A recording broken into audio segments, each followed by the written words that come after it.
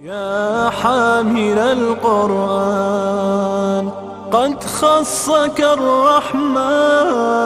بالفضل والتيجان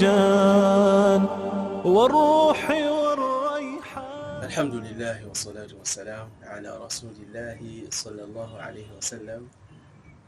Amatenda majjuvu ga Allah subhanahu wa ta'ala tumusaba sukusasira n'emirembe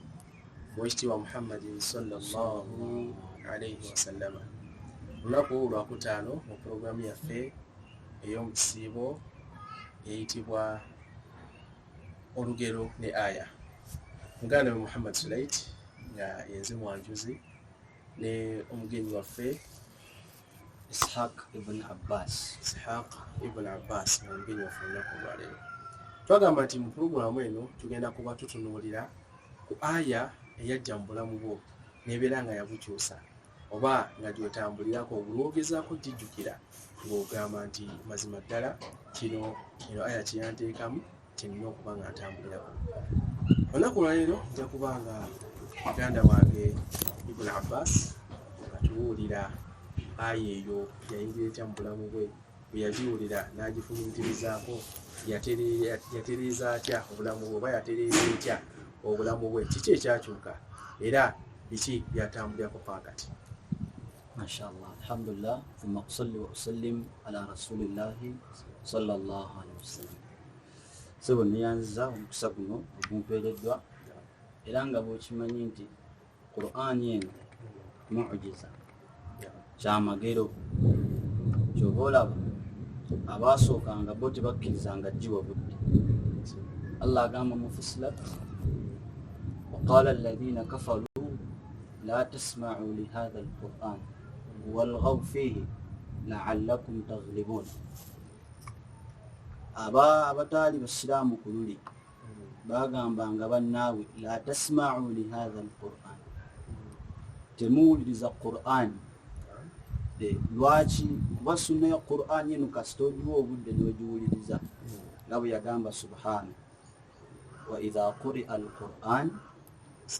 fastami'u lahu wa ansitu la'allakum turhamun. Buli gy'okoma n'owuliriza Qur'an yenu Allah subhanahu wa ta'ala aleeta okukyukakyuka mu bulamu bwo. Kati mu mbeera eyo waliwo nange aya mu bulamu wange obuyise nga yo namaliriza ogiwuliriza yankyusa kyamaanyi okubeera nga buli wengiwulirizaako mpulira ddala nga nandyetaaze wamma okubeera nga nyongeramu mu mirimu emirungi. Allah subhanahu wa ta'ala mu Qur'an surati Yasin mbasira bidi aya ya 12 Allah yagamba inna nahnu nuhyi al-mauta wa naktubu ma qaddamu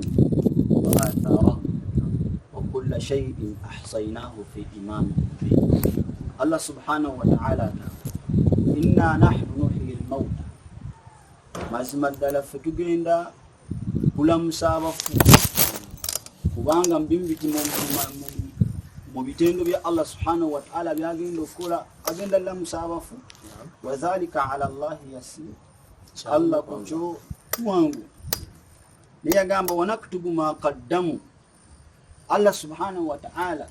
yawandiika byonna bye bakulembeza okukola. Allah yawandiika byonna bye bakulembeza okukola, si kyo kyokka, wa atharahum, n'obuufu bwabyo. Omuntu asobola okukola omulimu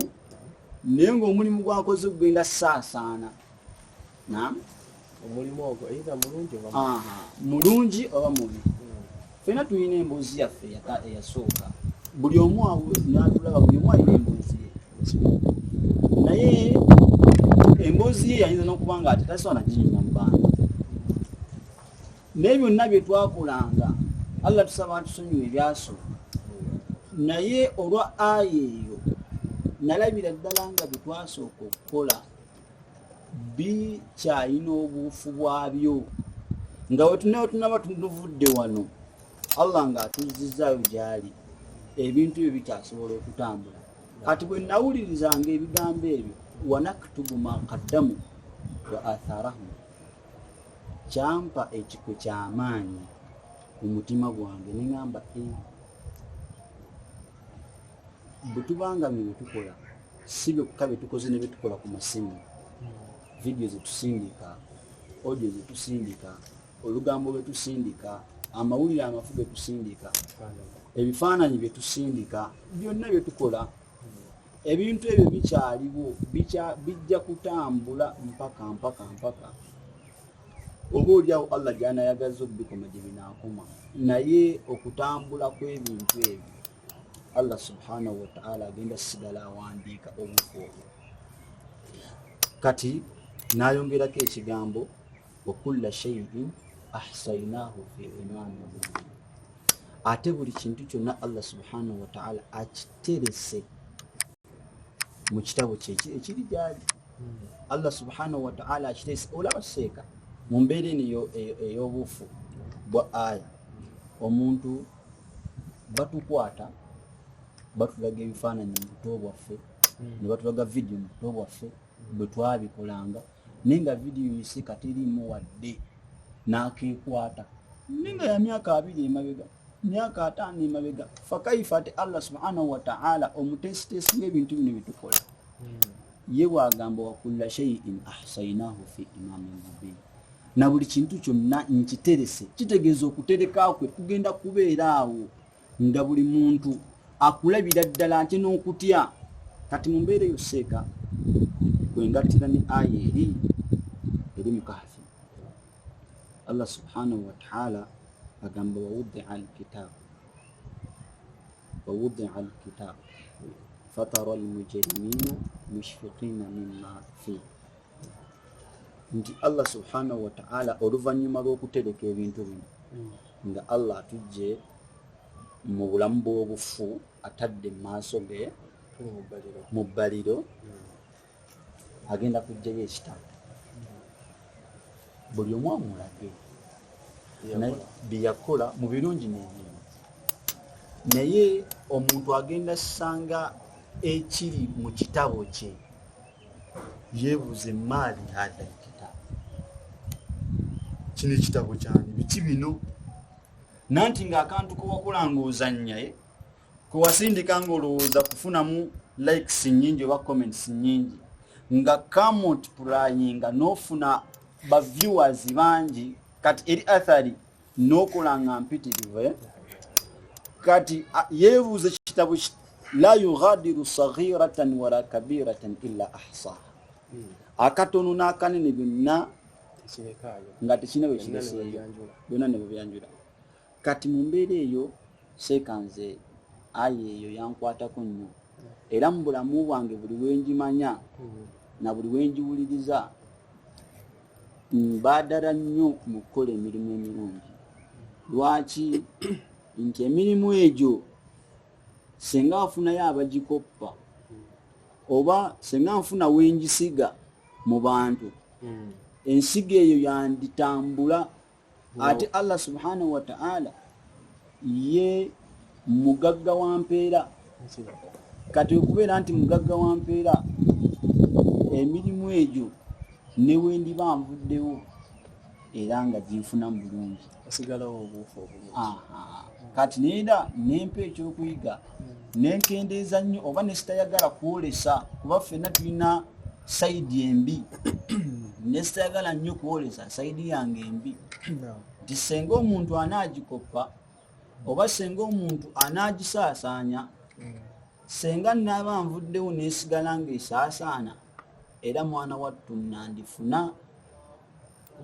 ku mpeera y'ekintu ekyo kyenakola mu kibi. Kati yembeera efaanana bwetyo. Eyo aya yataasaba gy'oli nga bwe wagiwulira n'ogifumiitirizaako, yakuwa ekkuba eddala ery'okkwata. Nawe kityo bwe tuba tufuna ebyokuyiga kwa program twagitandise, kubanga tufunamu ekyokuyiga baganda baffe kibayinza okutuyigirako.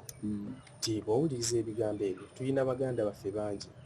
ba tiktokers, ba biskiters, balinawo program bungi tiktok, simanyi biskiti waliwo simanyi bingi, bakolerako videos obwenjawulo, naye tetugaana kukola byokola, naye buli kyokola manya nti anta muhasab ogenda kubeera ngaokola ki obalibwa ku kyo gwe muvunaanyizibwa waakyo olunaku lw'enkomerero mwana wattu byonna byonna byetutambuza okakola nga wallahi weebikudde omutwe oli muwala obanga oli mu kuyimba obanga oli mu kukola ki kyonna kyokola ng'okakasa nti kiri mu buufu bwa haramu kigenda kusigala nga kikola ki kisaasaana nga Allah nga muganda watugamba mu aya egamba nti inna nahnu nuhyi lmauta mazima ddala Allah agamba nti mazima ddala ffe abazuukuza abafu era ajja obbazuukiza wanaktubu ma qaddamu wa atharahum ne tuwandiika ebyo bye baakulembeza okukola n'obuufu bwabyo kati akaseera kaba tekannagenda omuntu okuba nga yeddako nga aya bwe yataathara gy'oli n'ogamba nti wemanina kyenkola mazima ddala n'ofuna nadamu oba n'okola tawuba ne weetonda ng'erinya mu maaso ga Allah ne kivaawo kati buli obuufu Allah bukuggyirawo kyekijjawo obuufu tawuba kuba nti okivuddeko ate kikakasawo okuvaawo kw'obuufu buli kubanga okola istimrar mu mbeera eno aya gyekuleeteddemu attaathiri okuba nti okukyusizza mu mbeera ezo nabwekityo baganda bange eyo aya ey'olunaku olwaleero eri mu suratu yasin egamba nti inna nahnu nuhyi lmauta wa naktubu ma qaddamu wa atharahum wa kulla shay'in ahsaynaahu fi imamin mubin nabwekityo baganda baffe tubeere nga tufunamu ekyokuyiga nti buli kyokola manya nti kirinako obuufu bwakyo kati either londawo side A oba B londawo positive oba negative londawo yamin oba shimaali bw'okola ekirungi kisigala n'obuufu obulungi bw'okola ekibi kisigala n'obuufu obubi kyetuyigamu olwaleero tubeere nga tukola bye tumanyi nga tukakasa nti byonna Allah subhanahu wa ta'ala agenda kuba nga abitubalako nga tumaliriza nandiyagadde okuwulira akasembayo nga kana genda eri baganda baffe nga kana abayamba mu mbeera seka gy'obadde ng'owumbawumba mu kasembayo bannange tuli mu mwezi gwa Ramadan omwezi guno gwakukola seeka min al khairat mu mirimu emirungi olwaleero omusiraamu nabbi Muhammad sallallahu alaihi wasallam yagamba mina nnasi nasan mu bantu mulimu abantu subhanallah mu bantu mulimu abantu mafatihu lil khair ng'abantu abo bisumuluzo bya mirimu mirungi oba bya bintu birungi nga yeseeka omuntu oyo omusajja oyo omukyalo oyo ye nga bamwogeraku mirimu mirungi omusajja oyo mugabi omusajja oyo musaaze omusajja oyo yeeyisa bulungi omusajja oyo omukyalo oyo ate maghariqu lishart ng'ate ye aziyiza asibirayo ebibi nga ye ekibi we kiri akiziyiza mangu n'agamba era mu bantu mulimu abantu wal aks kadhalika